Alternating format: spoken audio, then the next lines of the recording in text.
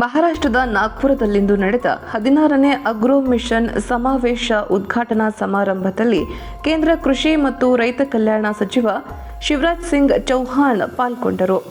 ಈ ವೇಳೆ ಕೇಂದ್ರ ರಸ್ತೆ ಸಾರಿಗೆ ಮತ್ತು ಹೆದ್ದಾರಿ ಸಚಿವ ನಿತಿನ್ ಗಡ್ಕರಿ ಕೂಡ ಉಪಸ್ಥಿತರಿದ್ದರು. ಬಳಿಕ ಶಿವರಾಜ್ ಸಿಂಗ್ ಚೌಹಾಣ್ ಮಾತನಾಡುತ್ತಾ, ಉತ್ತಮ ಸಸಿಗಳು ದೊರೆಯುವಂತಾಗಲು ಮತ್ತು ಕೃಷಿ ನಷ್ಟ ತಪ್ಪಿಸಲು ಉತ್ತಮ ನರ್ಸರಿಗಳ ಅಗತ್ಯವಿದೆ. ಉತ್ತಮ ಸಸಿಗಳನ್ನು ಉತ್ಪಾದಿಸುವ ನರ್ಸರಿಗಳಿಗೆ ತಾಂತ್ರಿಕ ಹಾಗೂ ಆರ್ಥಿಕ ಸಹಕಾರ ನೀಡಲಾಗುವುದು ಎಂದು ತಿಳಿಸಿದರು. ದೇಶದಲ್ಲಿ ಪ್ರತಿ ಹೆಕ್ಟೇರ್ ಉತ್ಪಾದನಾ ಕಡಿಮೆ ಇದ್ದು ಉತ್ಪಾದನೆ ಹೆಚ್ಚಿಸಲು ಕ್ರಮ ಕೈಗೊಳ್ಳಲಾಗಿದೆ. ಪ್ರಸ್ತುತ ದೇಶದಲ್ಲಿ ವಂಶವಾಹಿ ತಿದ್ದುಪಡಿಗೆ ಒಳಗಾದ ಧಾನ್ಯಗಳನ್ನು ಬೆಳೆಯಲು ಅವಕಾಶವಿಲ್ಲ. ಈ ಬೆಳೆಗಳಿಗೆ ಸಂಬಂಧಿಸಿದ ಕೆಲವು ನಿಯಮಗಳನ್ನು ಜಾರಿಯಲ್ಲಿದೆ. ಆದರೆ ದೇಶದಲ್ಲಿ ಸಂಶೋಧಕರು ವಂಶವಾಹಿ ತಿದ್ದುಪಡಿಗೆ ಒಳಗಾದ 2 ಧಾನ್ಯಗಳನ್ನು ಅಭಿವೃದ್ಧಿಪಡಿಸುವಲ್ಲಿ ತೊಡಗಿದ್ದಾರೆ. ಭವಿಷ್ಯದಲ್ಲಿ ಸಹಕಾರಿಯಾಗಲಿದೆ. ರೈತರು ಆದಾಯ ಹೆಚ್ಚಳ ಹಾಗೂ ಪ್ರತಿ ಹೆಕ್ಟೇರ್ ಉತ್ಪಾದನೆ ಹೆಚ್ಚಿಸಲು ಇದು ಸಹಾಯಕವಾಗಲಿದೆ.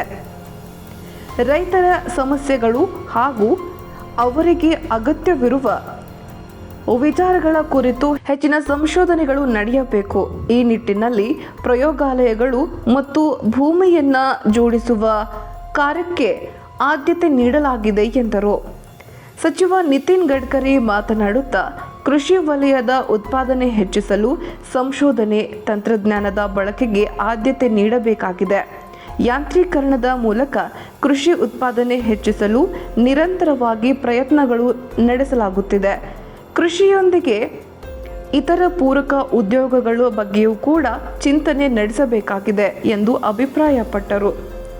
ಬಳಿಕ ಸುದ್ದಿಗಾರರೊಂದಿಗೆ ಮಾತನಾಡಿದ ಶಿವರಾಜ್ ಸಿಂಗ್ ಚೌಹಾಣ್, ಕಳಪೆ ಬೀಜಗಳು, ಕೀಟನಾಶಕಗಳು ಮತ್ತು ರಸಗೊಬ್ಬರಗಳ ಮಾರಾಟ ತಡೆಯಲು ಪ್ರತ್ಯೇಕ ಕಾಯ್ದೆ ರೂಪಿಸಲು ಪ್ರಸ್ತುತ ಚಿಂತನೆ ನಡೆಸಲಾಗಿದೆ.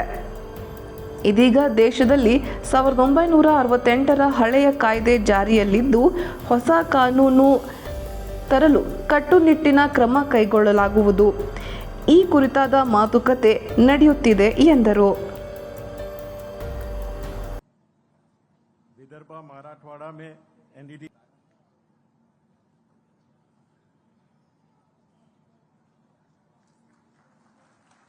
पशुखाद्य प्रकल्पाचा भूमिपूजन सोहळा, ज्याचं डिजिटल उद्घाटन माननीय Gadkari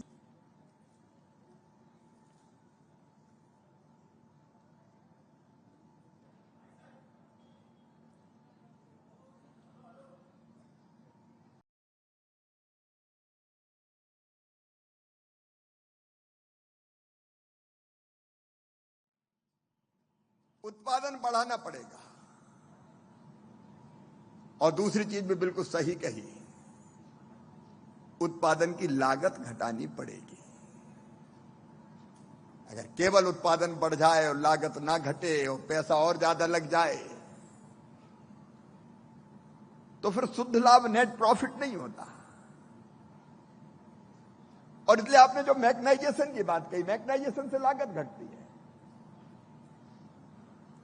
micro irrigation, drip irrigation, इससे लागत घटती है, पानी कम लगता है। आप तो पानी के महत्व को कितना रेखांकित करते हैं मैं जानता हूं।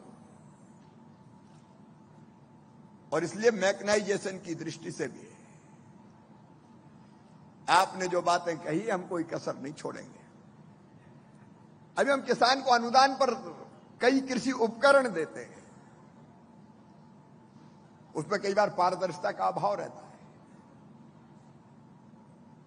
कई बार जो उपयोगी उपकरण है वो मिल रहे हैं कि नहीं मिल रहे हैं, ये भी सवाल पैदा होता है।